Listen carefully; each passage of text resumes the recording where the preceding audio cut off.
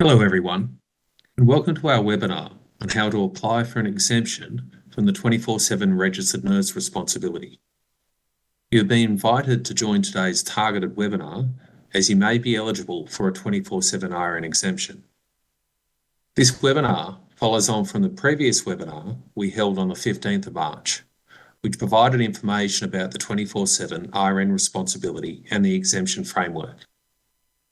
As with previous webinars, please note that today's webinar is being recorded and will be available later for those who would like to watch it again or are not able to attend.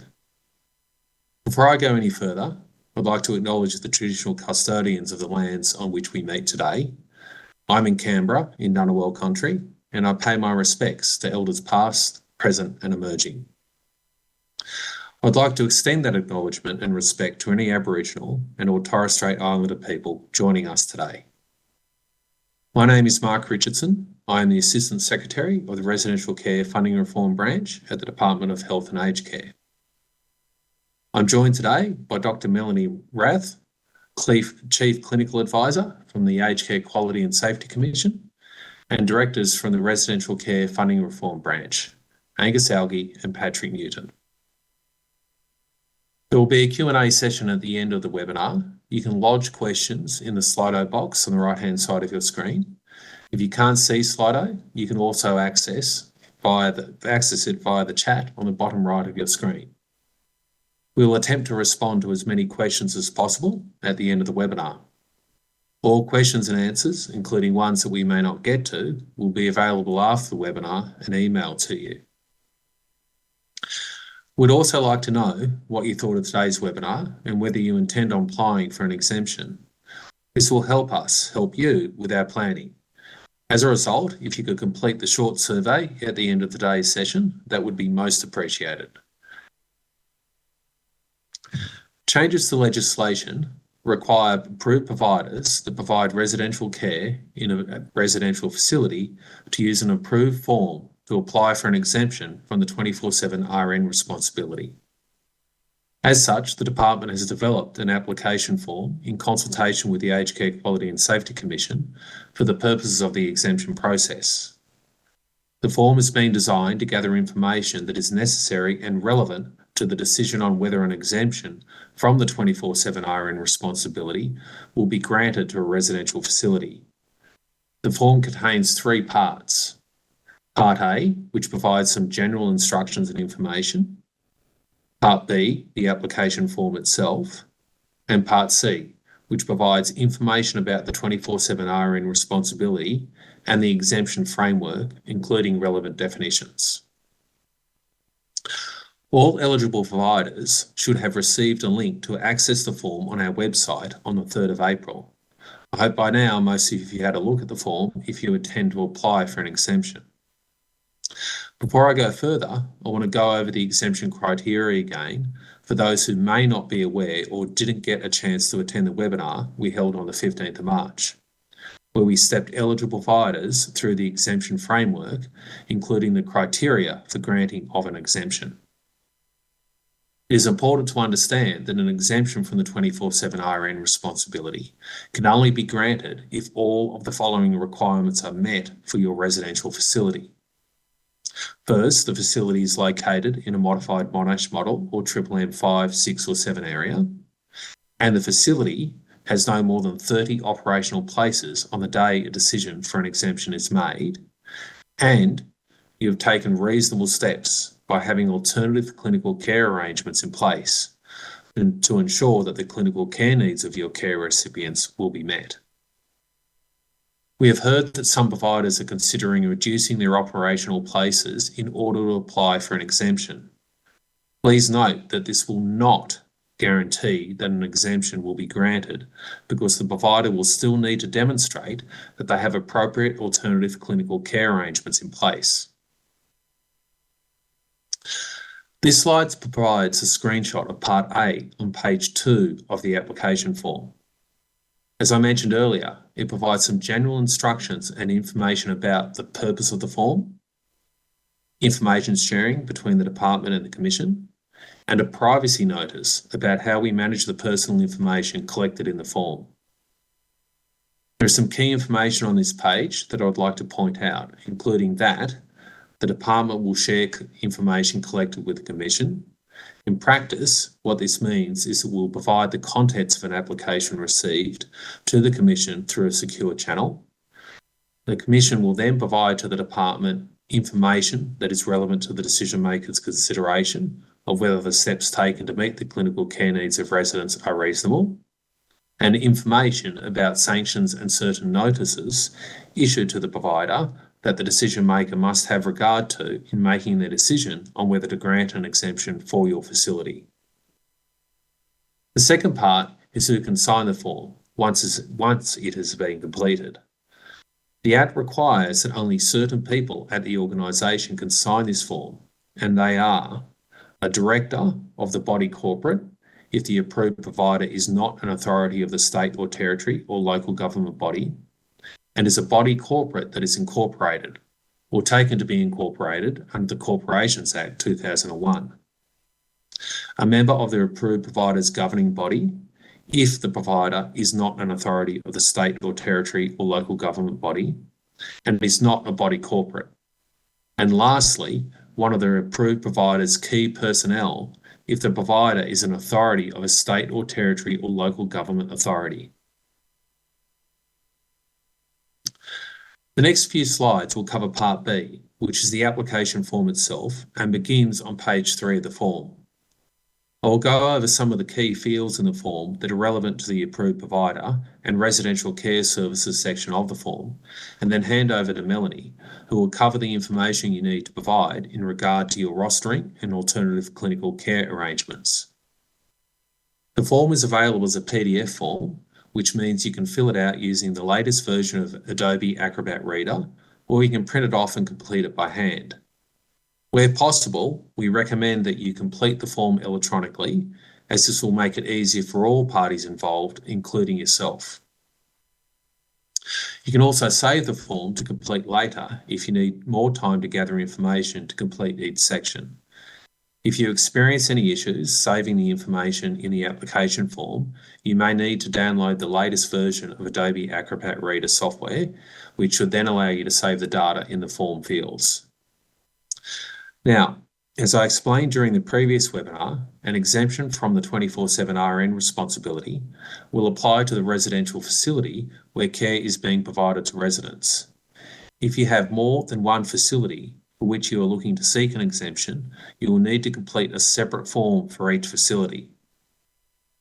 I'd like to remind everyone that for the purposes of the 24/7 RN responsibility, a residential facility is a building or complex of buildings, inclusive of their immediate surrounds, used for the purpose of delivering residential aged care.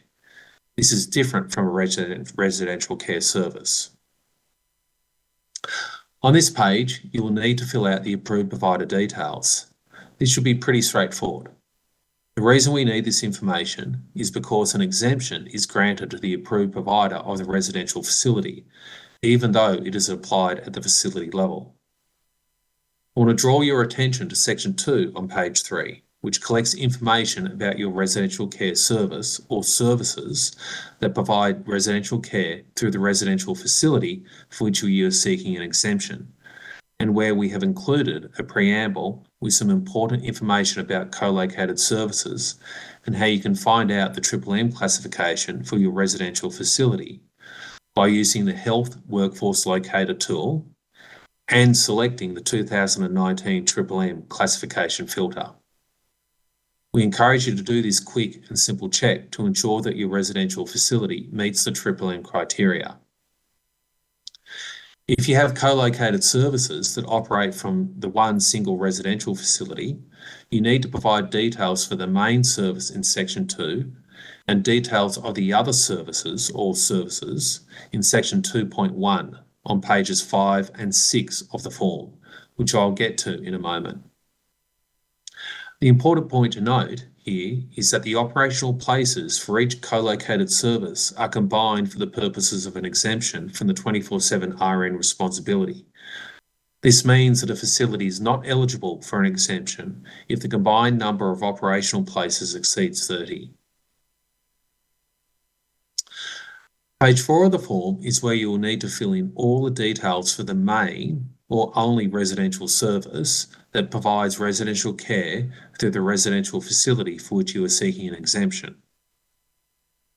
As you can see on the screen, you will need to provide your service NAPS or RACS ID, the name of the service, its physical street address, and importantly, the Triple M classification.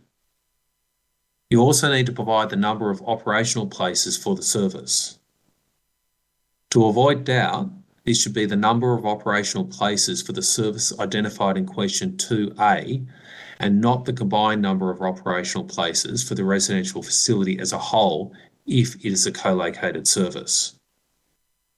To help the Commission understand whether your staff mix and any on-call arrangements are appropriate for your cohort of residents and their point-in-time clinical needs, you will need to provide some high-level information about your residents, including the number of residents at the residential care service identified in this section, that is question 2A, that are receiving complex clinical care in the box in the red circle on the bottom right of the screen, and the type of clinical care these residents need. The information should include, but not be limited to, care such as Schedule 8 medication administration, complex wound management, and blood or other intravenous infusions, including those for palliative and end-of-life care. Please do not disclose any personal or identifiable information here about your residents, such as names and dates of birth, because this is not required for the purpose of assessing the appropriateness of your alternative clinical care arrangements, and more importantly, protect the privacy of their data. As I mentioned before, that if you have co-located services at the same facility, you must provide details for the other services in section 2.1 on pages 5 and 6 of the form. For clarity, co-located services are defined as two or more residential care services that belong to the same approved provider and operate out of a single residential facility. The building or buildings of the residential facility can be at a single address, or it can be across neighbouring addresses that effectively form a single location. If an exemption is granted, it will apply to all the services that make up the one residential facility.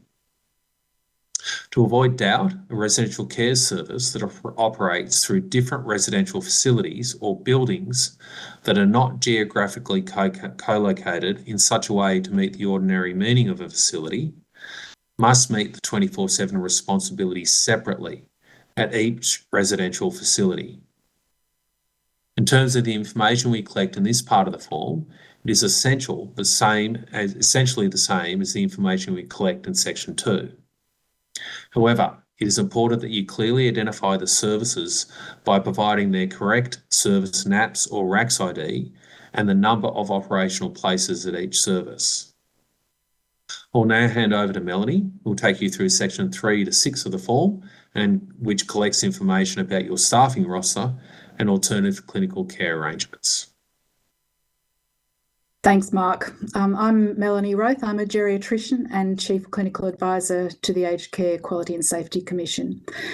As Mark explained at the beginning of this webinar, the Department will share with the Commission information collected in the application for an exemption. This is so that we at the Commission can provide information to the Secretary of the Department or their delegate that is relevant to the consideration of whether the steps you've taken to meet the clinical care needs of the care recipients in your residential facility are reasonable in the circumstances while an exemption is in force. Remember why an on-site RN adds important value in both clinical care terms and management of clinical incidents or deterioration urgent responses in an emergency. When you don't have an RN on site, we need information on how these matters are being handled so that residents are not at risk of harm. So if you bear that in mind, that those are the things we're considering when we are assessing your information and providing information to the Secretary. So for our role in this process, we're particularly interested how you're rostering your clinical staff and allied health team to provide as much clinical coverage as possible. So you'll need to provide the full roster of care staff for all roles. This information will help us understand when and how often your alternative clinical care arrangements may need to be utilised in the absence of an RN on site and on duty. You will need to provide enough detail so that someone who's unfamiliar with your arrangements can readily understand them. Please note that any examples given are not an exhaustive list. You will need to provide supporting documentation about your alternative clinical care arrangements. You will also need to attach to your application your protocols, policies and procedures for managing the escalation of clinical issues, and this includes end-of-life care when there isn't an RN on site and on duty.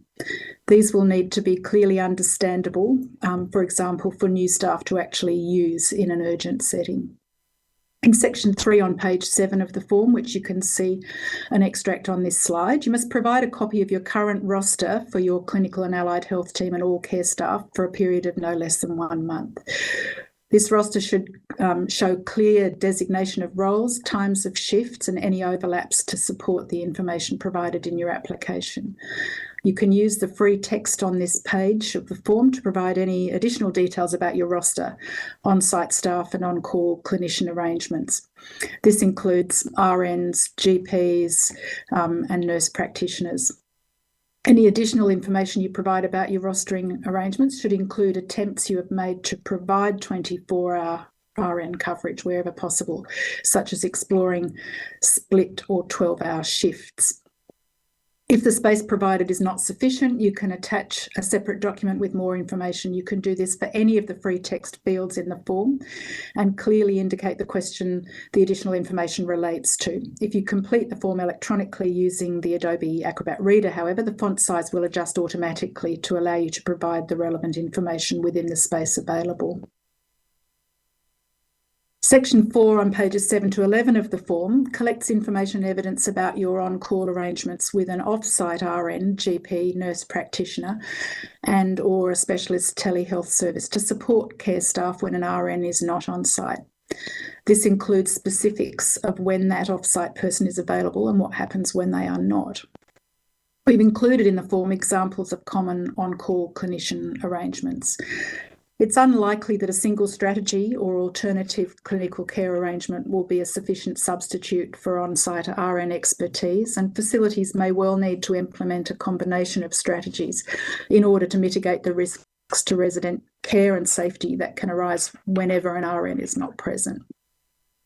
For example, your alternative arrangement in the evening may well be different from an alternative arrangement in the middle of the night. In any circumstance, you must provide evidence of all your alternative clinical care arrangements to support your application for an exemption from the 24/7 responsibility.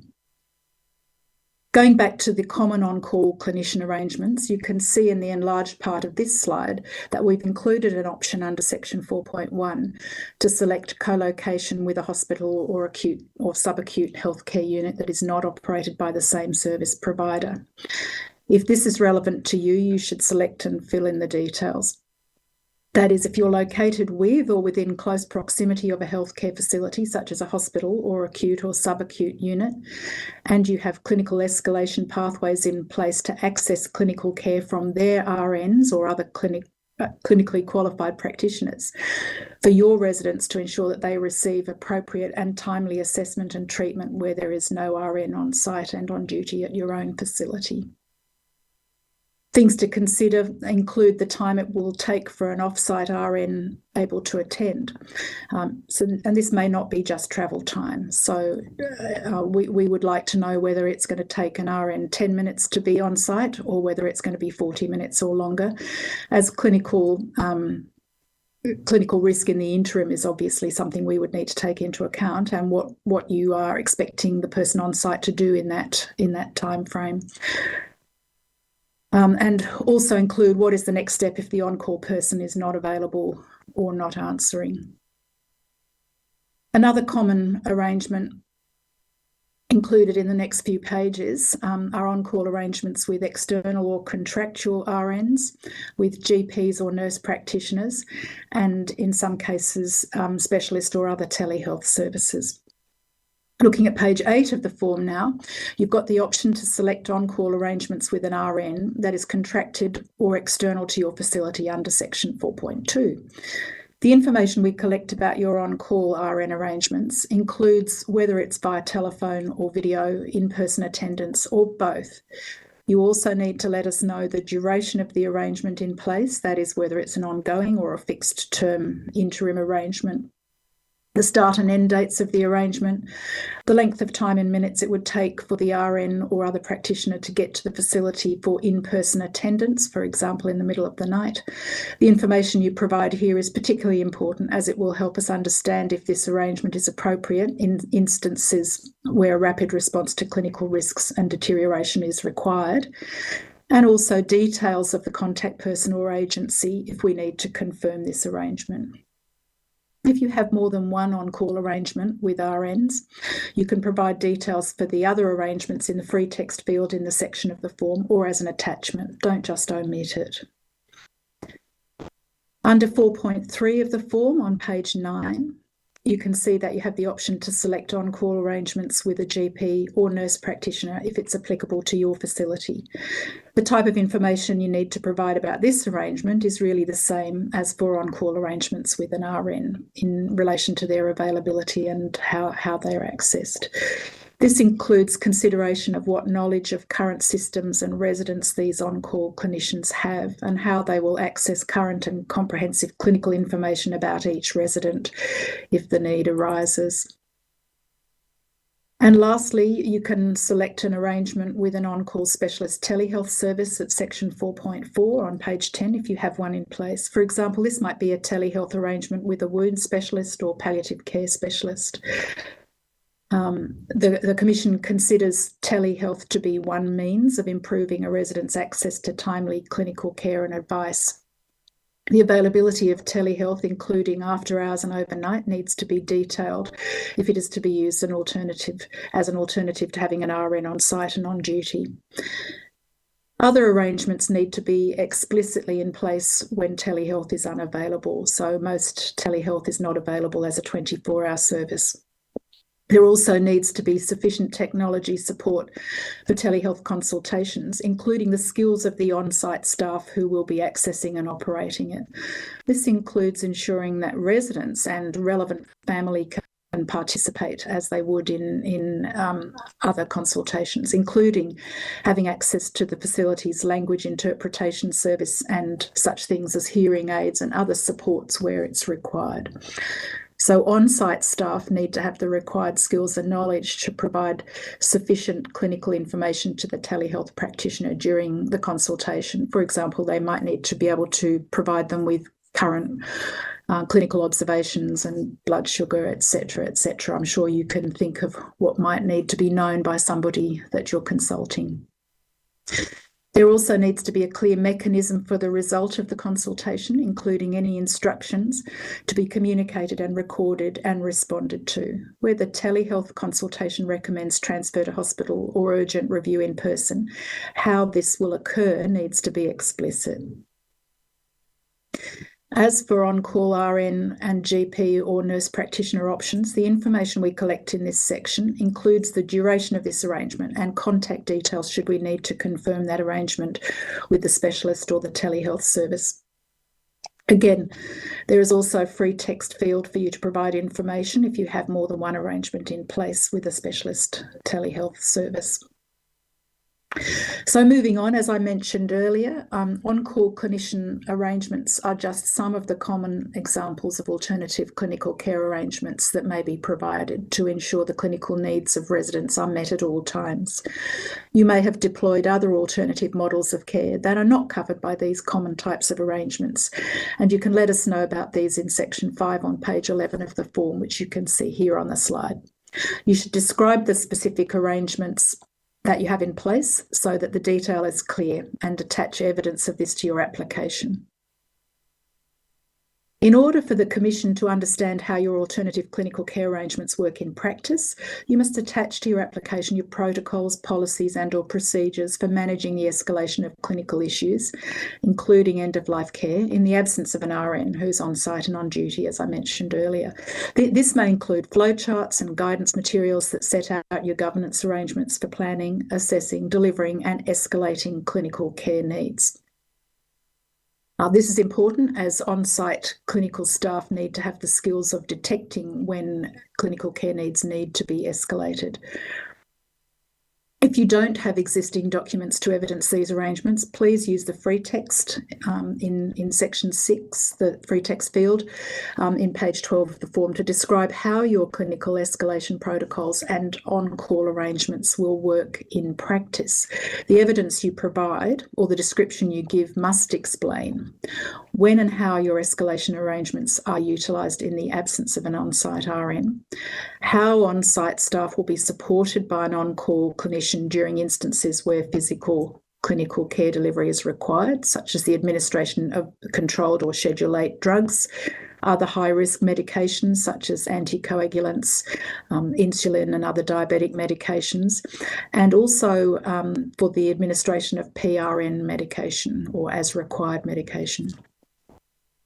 You must also provide evidence of how you've considered current clinical issues that need to be managed.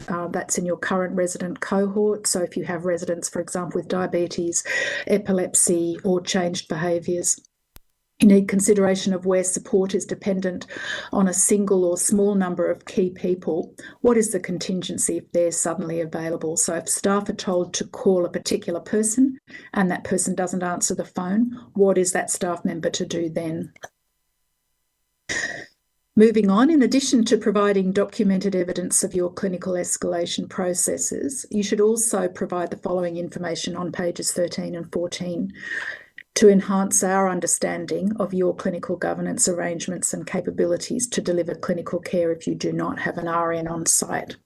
So this includes information about whether the on-call clinicians, the RN, GP or nurse practitioner with whom you've established an on-call arrangement, are already familiar with the circumstances and conditions of your current residents, and you will appreciate why this makes a difference.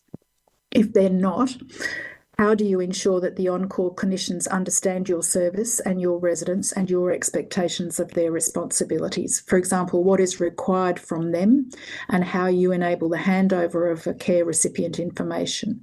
How do on-call clinicians access care recipients' clinical records remotely? Where do they record their consultation and recommendations? How will they communicate this to you if it's not in your system? How will they involve the resident and enable their participation in the consultation? Information about your contingency arrangements, that is, the processes you would follow in the event that the nominated on-call clinician is not available, need to be considered by you and communicated to us on the form. You'll need to include any barriers that you've considered when accessing ambulance, hospital or other emergency medical services, such as long travel times. If clinician escalation is required, and there are long travel times involved, how do you manage these and what advice is being given to the staff on the floor in the interim and how? Any service agreement established with other clinical care providers or services in the area, such as local outreach, palliative care outreach, wound specialists or allied health services, need to be communicated to us. As you will understand, these will vary greatly from area to area and you will be familiar with what's available in your own area. How do you access these services? When are they available to you? And what do you do when they're not available? Include detail of the routine clinical management of current residents.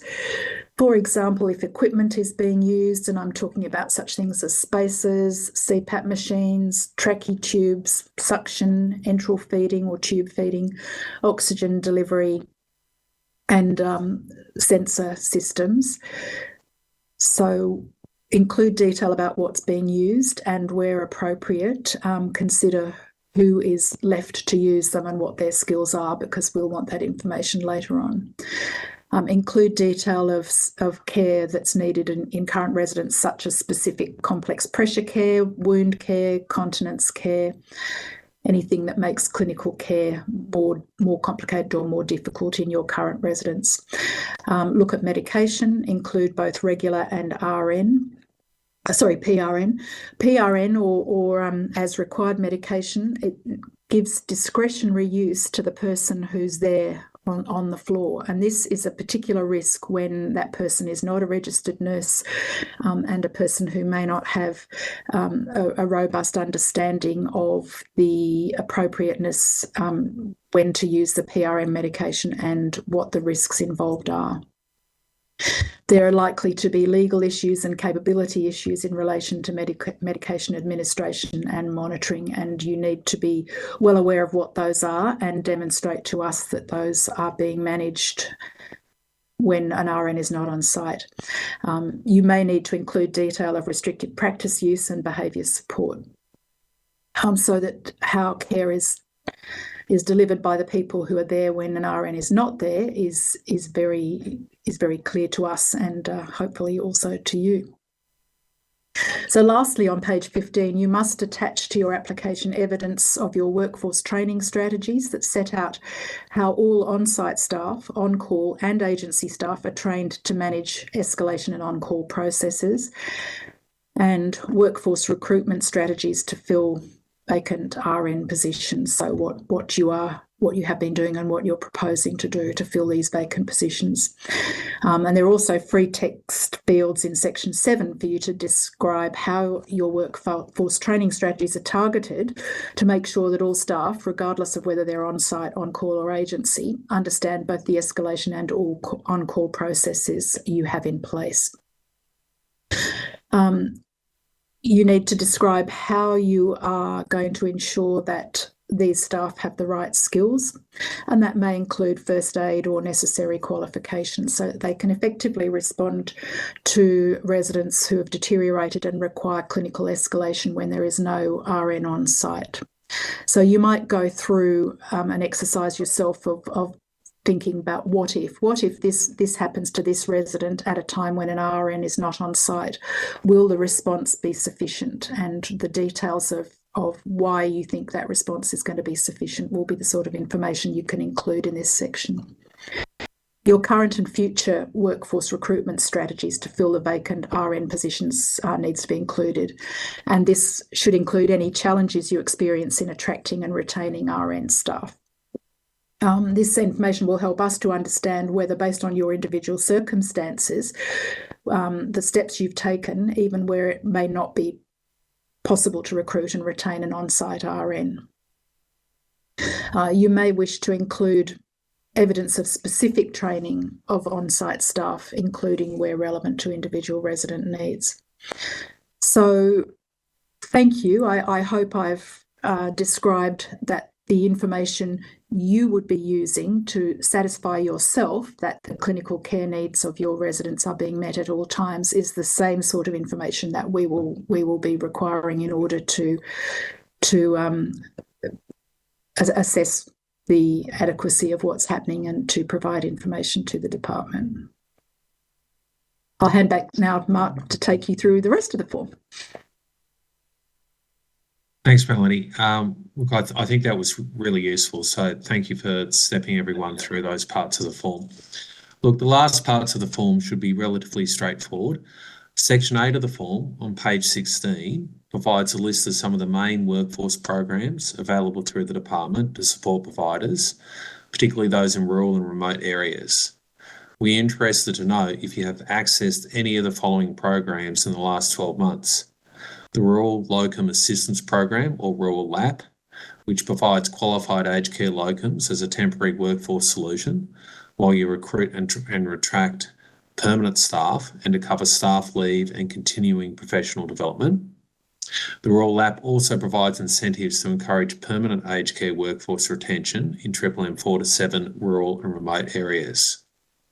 The Workforce Advisory Service, access to free, independent and confidential advice to assist services with workforce planning. And lastly, the Business Advisory Service, which is access to free, independent and confidential advice to help assist services with business management. Now, these are workforce initiatives available to support growing, skilling and enabling the aged care workforce for providers. There are also other available programs aimed at aged care workers, such as the Aged Care Registered Nurse Payment, the Aged Care Nursing and Allied Health Scholarships, and the Aged Care Transition to Practice program, just to name a few. You can find out more about these programs on our website by typing in "Working in Aged Care" in the search field. Please be assured that your response to Section 8 will not impact on your eligibility for an exemption. We are collecting this information to understand to what extent these services are being accessed and to also raise awareness that these services are available to you. Also on page 16, Section 9 contains a checklist of the types of documents that Melanie mentioned that must be provided with your application, including your staffing roster with a minimum of 1 month's planning, evidence of your alternative clinical care arrangements, your clinical escalation protocols and procedures, and your workforce training and recruitment strategies. We strongly encourage you to do a thorough check of your application to ensure it contains all the required information before you submit it to us. This will help avoid any unnecessary delays in the processing of your application. Again, if the spaces provided in the form are insufficient, you may attach a separate document with more information and clearly indicate the questions the additional information relates to. The last section of the application form is Section 10 on page 17. This is where one of the authorised persons I outlined at the beginning of this presentation must sign the form on behalf of the approved provider that is seeking an exemption for the residential facility. Finally, we have in Part C, which is pages 18 to 20, with some key information about the 24/7 RN responsibility and the exemption framework, including some key definitions and the eligibility criteria, which I covered during the previous webinar held on the 15th of March and earlier during this presentation. Some information in Part C that I want to point out are that the granting of an exemption from the 24/7 RN responsibility to an approved provider in relation to a residential facility does not remove or otherwise alter any of the approved provider's other obligations under the Aged Care Act 1997 and relevant subordinate legislation, including the Aged Care Quality Standards. The reporting requirements in respect of the 24/7 RN responsibility that apply to all approved providers, and the registered nurse component of the care minute's responsibility commencing on the 1st of October 2023. If a decision is made to grant an exemption, we are required by legislation to make publicly available the following information about the exemption: the name of the approved provider and residential facility, the period for which an exemption is in force, and any other conditions that apply to the exemption. As a condition of an exemption, the approved provider must also notify the care recipients in their residential facility that have an exemption in place. That completes our presentation for today, and I'm happy to open up to some questions and answers. I think we need to go to Slido, or maybe it's just me. Oh, here we go. So I've got a question here. Sorry.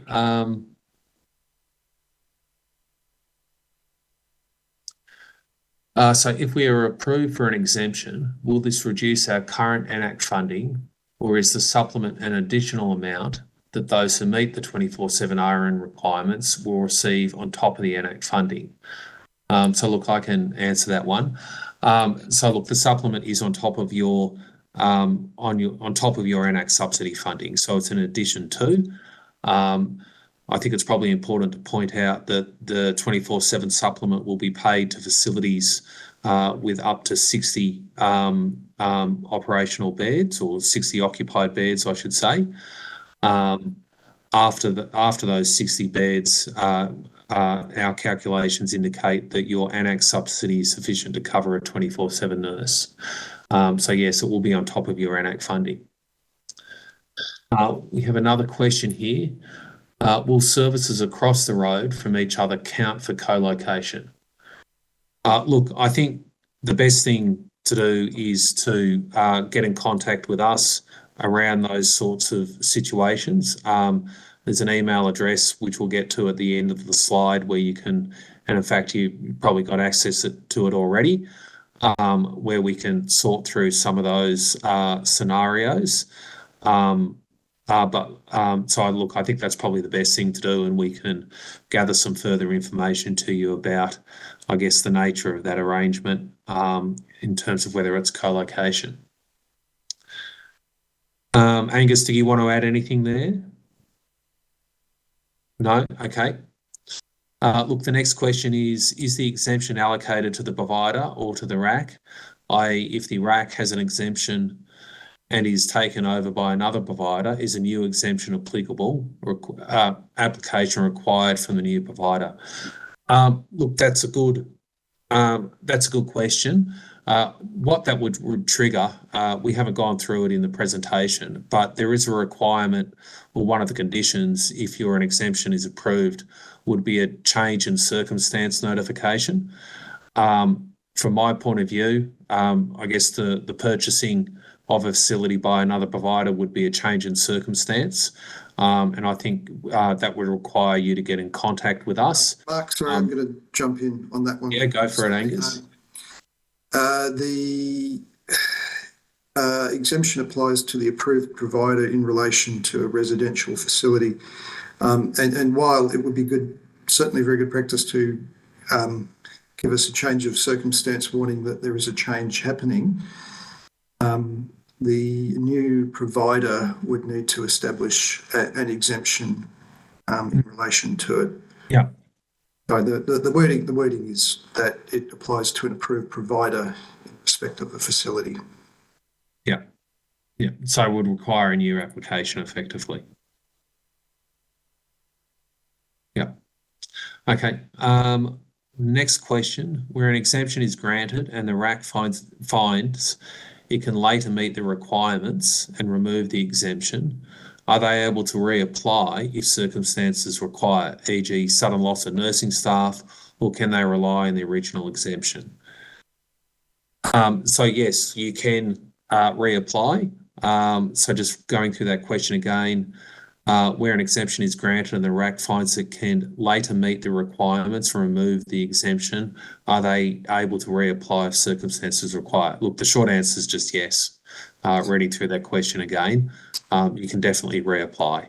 However, Mark, I think the key point there is that it would need to be a new application. Obviously, to the extent that things haven't changed, you could reuse the information. However, each application, it would need to be in the form of a new application. Yeah, I agree. Thank you, Angus. And I've got another question here. When do applications close? Look, we don't have a closure date on the applications. The exemption period runs up until 1 July 2024. So look, you're able to put in an application at any point, noting that the responsibility starts on the 1st of July 2023, so in the next 10 weeks or so. Obviously, the sooner you put in your application, the more likely we are to be able to process it. And I guess if we think so, I guess provide an exemption so that it's in place before 1 July and the responsibility starts. But there's no time frame. You can apply at any point. Another question, how often is the exemption reviewed? Look, that's a really good question. Melanie, I might throw to you about some of the arrangements the Commission will have in place in terms of monitoring exemptions.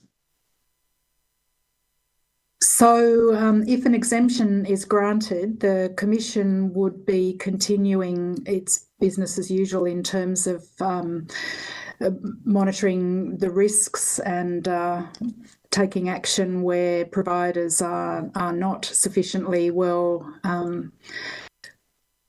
protecting their residents from harm. And that may well lead to us having additional information that may be available to us since the exemption was granted, and so that may well trigger communication with the department. But the mere fact of the exemption does not absolve a provider of responsibility to manage the risks. So that would be what we are looking at, both in assessing the information that is provided in the application form and assessing any information that's provided to the Commission or received by the Commission in the course of its action subsequent to the application. And if you don't mind, Melanie, I'll just quickly add to some of that, I guess, from the department's point of view.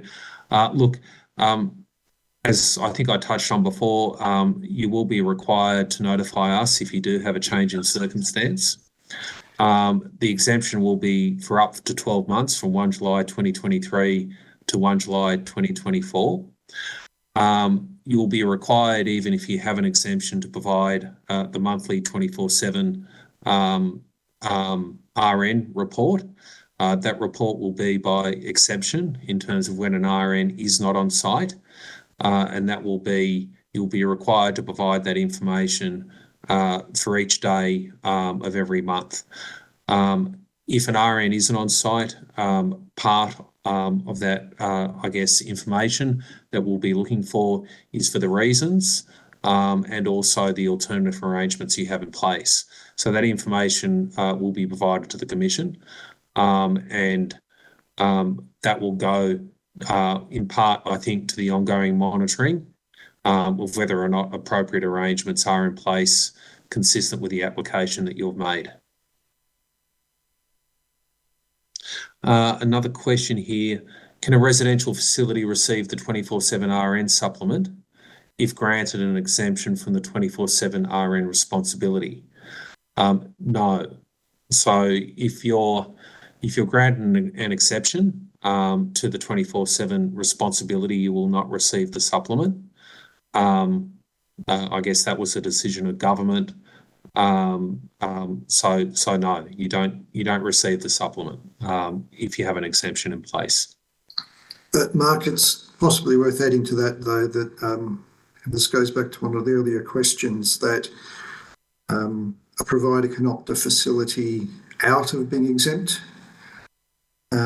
if it finds that it can meet 24/7, and then likewise, as we noted, it can reapply. That's a very good point. So if you start delivering, or you can, as was outlined in the presentation, there is an expectation that you'll continue to try to recruit an RN and deliver 24/7 RN care. If you do achieve that, you can opt out and start to receive the supplement. So there's that financial incentive to do so. Look, the next question, what happens if I submit an application for an exemption by early May, but the decision is not made until late July? Will my exemption be backdated? No, and your exemption won't be backdated. It will be effective from the date of the decision. And if you don't have an exemption in place, then you'll be subject to the normal, monitoring and compliance procedures from the Commission. Melanie, Angus, I don't know if you want to add anything to that. Simply to say that, as you say, Mark, that it will commence on the date of decision, and the period of the exemption will be in the notice. Right. And from my point of view, Mark, it's the risk management and the well-being of the residents that the Commission will be looking at, both in the interim period and after the exemption. The fact of the exemption is not the main thing we would be looking at. It's risks and health and welfare. Right. Thanks, Melanie. Look, I think this next one's probably for you, Melanie. What is the difference between a specialist telehealth service and a generalist telehealth service? For example, consultation with the GP. So there are many different models of telehealth now that have sprung up recently. a generalist telehealth service, for example, with a GP, is usually a consultation type service where it takes the place of an in-person consultation. So there would be a reason that the person needs to or wishes to access that practitioner. And so that is sort of quite different from a specialist service, which may be part of an outreach service. It may be a particular area of expertise, such as a palliative care specialist or a wound care specialist or a pain management specialist, where you want to access particular expertise. It might be on the advice of a GP, or it might be instead of a GP where there's a particular need. And it would depend on less on what's available locally, because telehealth, obviously, you can access anywhere. There are requirements around telehealth consultations, though, and so that specific telehealth service, where it's a consultation, may be different from a more general advice situation. So telehealth is, in my view, a formal arrangement where there's a formal consultation, whereas some of the other contingency arrangements can be in relation to something suddenly going wrong, where you need advice urgently, where you haven't had time to set up a formal consultation. There are some services now where you can have semi-urgent consultations with, for example, a GP, and that would be, you know, the telehealth goes to how the person is remunerated for it and what arrangements there are. So that would be quite a different arrangement, a telehealth service, from, for example, if you're ringing the local hospital for advice, or if you're ringing somebody from the ambulance services giving you advice while they're on their way, or if you're ringing an RN for general advice about medication management, if you are working in a service and you don't know where things are. So how to access the drug cupboard if you're an agency person, you might need to ring for off-site advice about that. So it's really the circumstances of what advice you require and who's giving that advice. Great. Thanks, Melanie. That was really good. Thank you. Look, the next question, I think it's probably a combination of myself and you too, Melanie. The next question is, we're not eligible for an exemption, but are having difficulty recruiting. Is there a process we need to follow prior to the 1 July 2023 commencement of 24/7? Look, there's no particular process per se, but what I'd encourage you to do is to access the workforce programs that I mentioned before.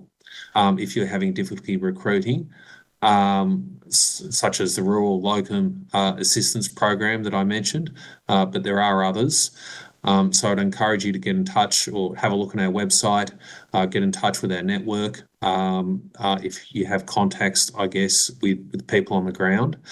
But I think this also comes, Melanie, I think, to the Commission and how you would treat, I guess, facilities that aren't delivering 24/7, and what you'd expect to see from them from your point of view.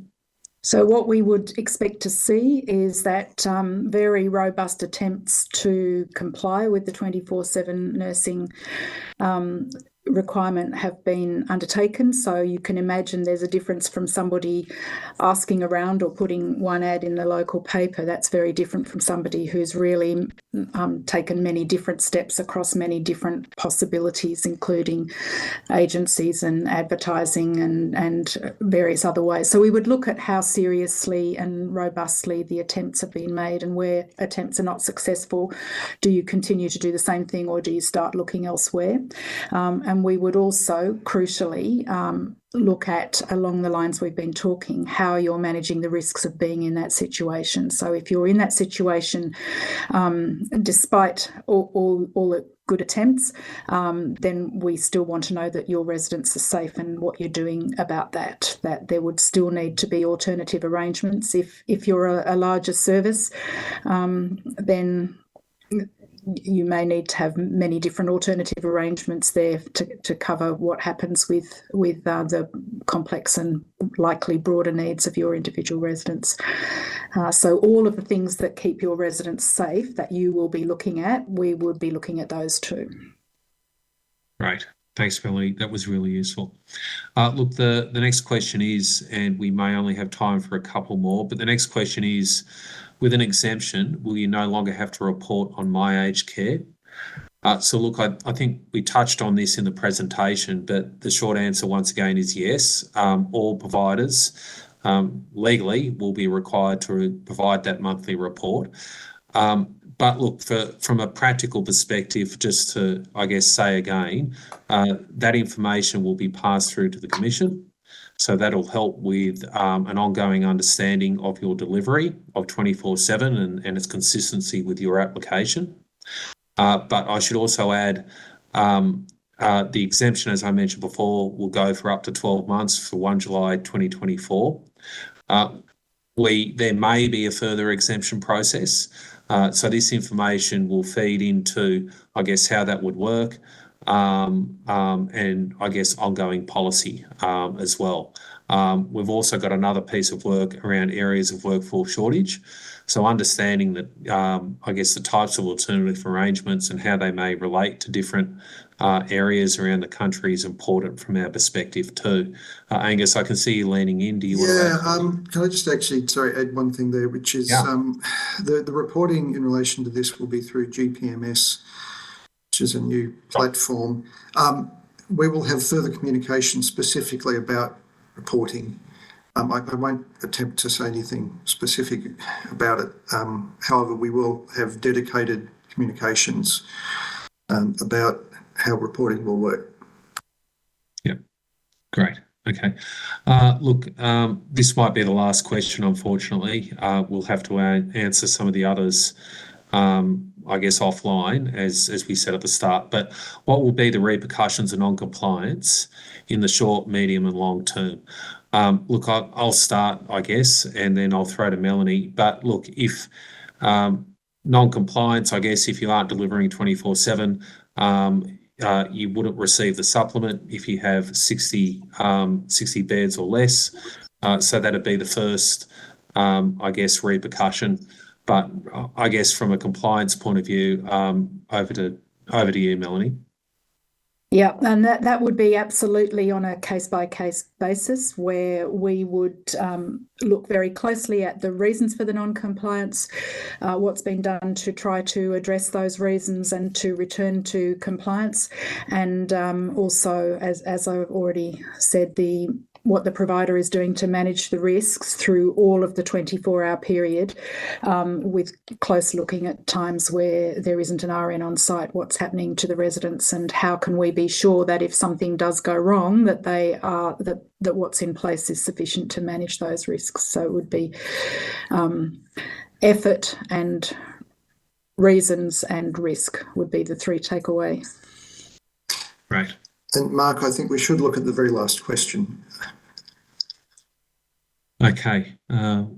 If we have any questions related to the form after this webinar, is there someone we can reach out to? Look, the short answer is yes. If we go to the last slide, so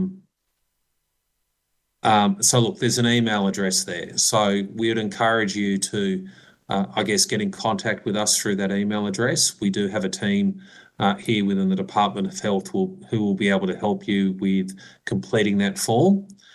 So look, most definitely, if you have further questions, we really do encourage you to get in contact with us. We're very keen to make sure that, I guess, the information you provide first up through that form is sufficient in order to process that application. So please do reach out. Look, the last thing I just want to say very quickly before we reach 2 o'clock is thank you for your time today. We really do appreciate it. Just a reminder, if you could fill out that survey, that would be most helpful. It will help us, I guess, manage things on this end so we can help you. And once again, we will have the questions that you asked today and the answers to those questions. We will publish those in the coming weeks. So look, If you want some further information on where to find the form and other bits and pieces of information on the 24/7 responsibility, I think there's also a QR code that you can scan right now. Once again, I'd encourage you to do that. But look, thank you very much for your attendance. It's much appreciated, and we hope that was helpful. Thank you.